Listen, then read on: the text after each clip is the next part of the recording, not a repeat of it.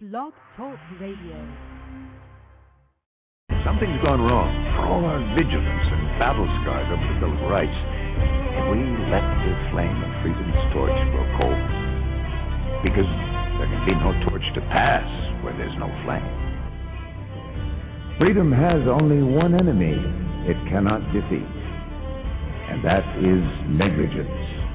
So your presence here, now, today, is an act of reverence.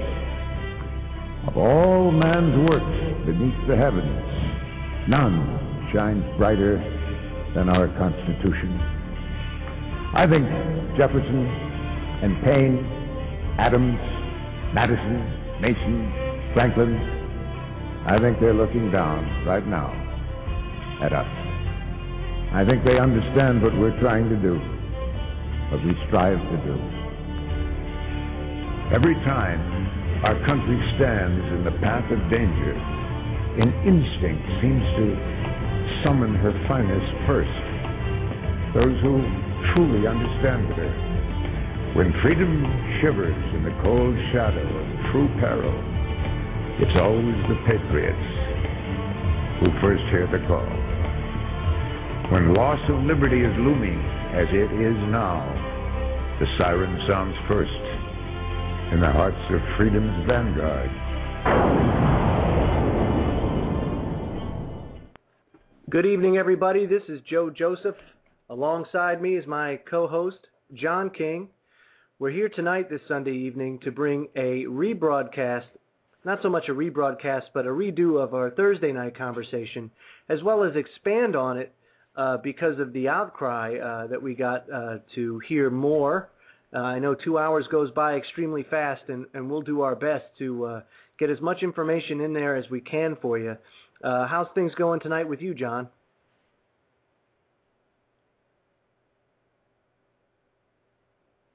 Okay. John's experiencing some technical difficulties, it looks like. I'm going to bring There I am. Okay, good.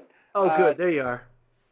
Joe, I'm keeping myself busy. As you know, directly following the show, I'm going to be making a 2-day trip to the mountains for rest and relaxation. This tends to get to you after a while, and you just got to unplug and say, forget it, and then come back in after you relax a little bit.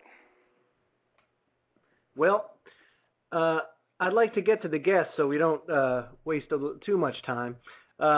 For anybody that doesn't know A.C. Griffith, I'll give you a little background on him. He's associated with the National Security Agency, carried a top-secret cryptographic clearance, and in most recent times was associated with the Central Intelligence Agency. He was married to a lady lawyer and judge, and his father-in-law was the Chief Justice of the Supreme Court of Virginia. So without further ado, Griff, are you there? Yes, sir. I'm right here listening to you. Outstanding, outstanding. And how's it going tonight, my friend? Doing fine. The temperature here in Richmond yesterday on the automobile thermometer was 111 degrees, and it was pretty close to that today. Was that Richmond, Arizona? I wish. My other guest tonight, folks, is Henning Kemner. Henning, you there? Yeah. You hear me? I can hear you just fine. Thank goodness, because that last show, boy, did we have some hiccups from all around. Yeah, maybe if it starts messing up, I'll call from the landline instead. But it will show up as blocked or withheld at your panel, just in case I have to do that. No sweat, Henning. But guys, the BP oil catastrophe seems to be getting worse by the day, and you don't hear that on the mainstream media, of course. Everything's getting better, according to them. But in the last days since our conversation, I heard a couple of chilling things and made a couple of discoveries. Both John, myself, and our one of our partners with Freedom Link Radio, Woolley, had come to the conclusion that the ROVs aren't where they say they are. And number two, that the amount of Corexit being used in the Gulf is a lot more than they say they're using. And it was a New Orleans Times piece that came out and said that the 2 million barrel or 2 million gallon estimate that they say that was being used or has been used thus far in the Gulf is not accurate. What is accurate is more close to 1 million barrels or 42 million gallons. And that would seem to make a little more sense to me, only because they're not only spraying this stuff over the surface using chemtrail planes, but they're also injecting it into this oil from the bottom of the ocean on the ocean floor. Henning, can you speak to that a little bit?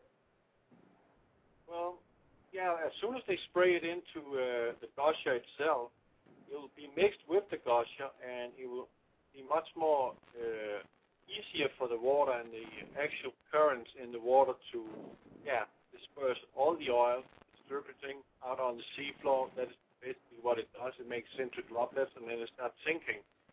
But you have to take into account that the petroleum is also lighter than water. That will rise to the surface. And petroleum is not a substance which is easily broken down, and it's not a substance that easily just evaporates like gasoline would do if you put it on a warm wood. No, that actually sticks around for a very, very long time. And in all that time it will stick around, it can come down as precipitation from our clouds and, destroy our crops, and it can get into our water table, which I strongly suspect it will, because of that amount which is being used. Well, Griff, what do you think about that estimate that the New Orleans Times put out of 42 million gallons? You know, one thing that seems to be consistent, BP is consistent, the government is consistent, they're all consistent liars. You can't believe anything that anybody puts out. They are quite a class act. Every one of them is being disingenuous with themselves, with others, and with the American people, and with the people of the entire world, because this will eventually affect people all over the world. I came to some interesting conclusions today in my own mind. I believe that we're actually looking at a volcano. I've played with that in my mind for some time. I believe that is a volcano.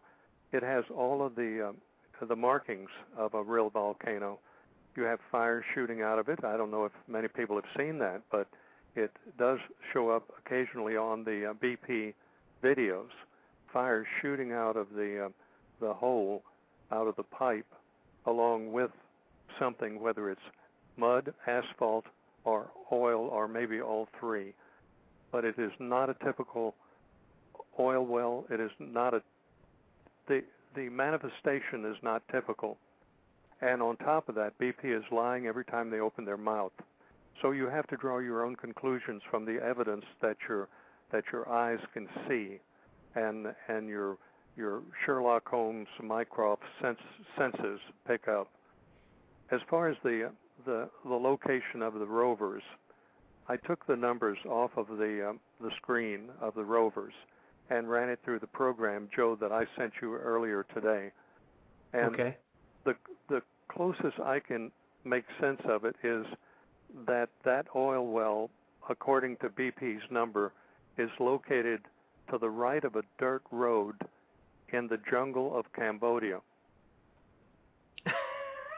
Well, what I did, Griff, because if you try to type this, there's two ways you can look at this, and I'm gonna try and explain it as best I can, but it's kind of tricky because I've never dealt with this before.